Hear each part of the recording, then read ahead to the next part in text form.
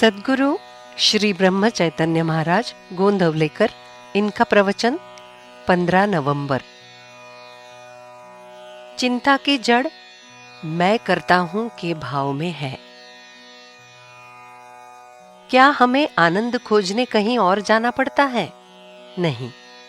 जो स्वयं आनंद रूप है, उसने अपनी ही तरफ से मान लिया है कि मैं दुखी हूं।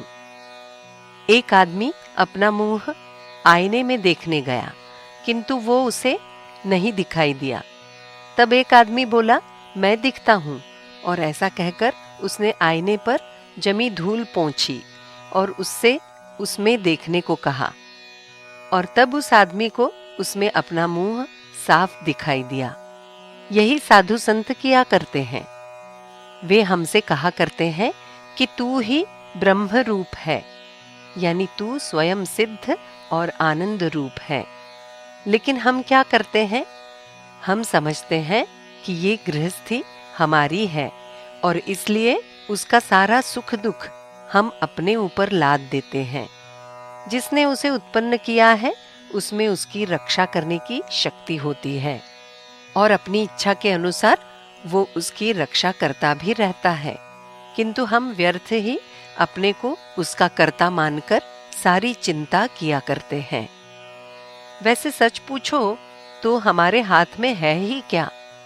जो परमात्मा करना चाहता है वो वही करता है, किंतु हम मात्र व्यर्थ चिंता करके दम तोड़ते हैं।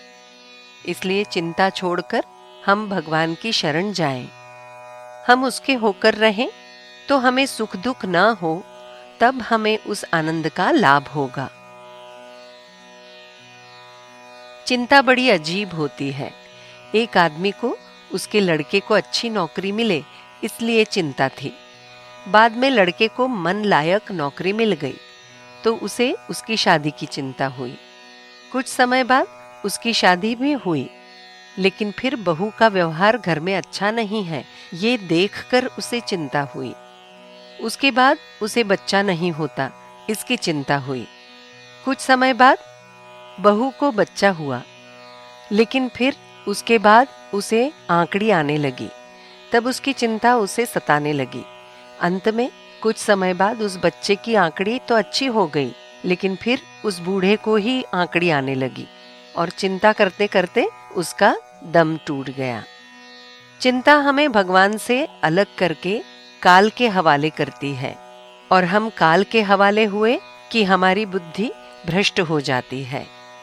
सच पूछो तो चिंता की जड़ अहंकार, ममत्व और कर्तृत्व के भाव में है, और खुद कर्तृत्व के भाव का मूल भगवान के विस्मरण में है। व्यवहारी आदमी बड़े चतुर होते हैं। वे भगवान को साक्षी रखकर चिंता करते हैं। ये तो उससे भी बड़ा अपराध है।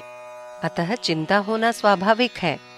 ये धारणा ही हमें अपने मन से निकाल देनी चाहिए। चिंता हमसे क्यों नहीं छूटती? इसका उत्तर बिल्कुल सरल है। असल बात यह है कि चिंता ने हमें पकड़ने के बजाय हमने चिंता को कस के पकड़ रखा है। तो फिर वो आखिर छूटे भी कैसे? जिसने भगवान को अपना बना लिया, उसे फिर चिंता करने की जरूरत नहीं रह जाती। संकट आने पर चिंता नहीं करनी चाहिए। ऐसी दृष्टि हो कि भगवान जो करता है वो अपने हित के लिए ही करता है। जानकी जीवन स्मरण जय जय राम।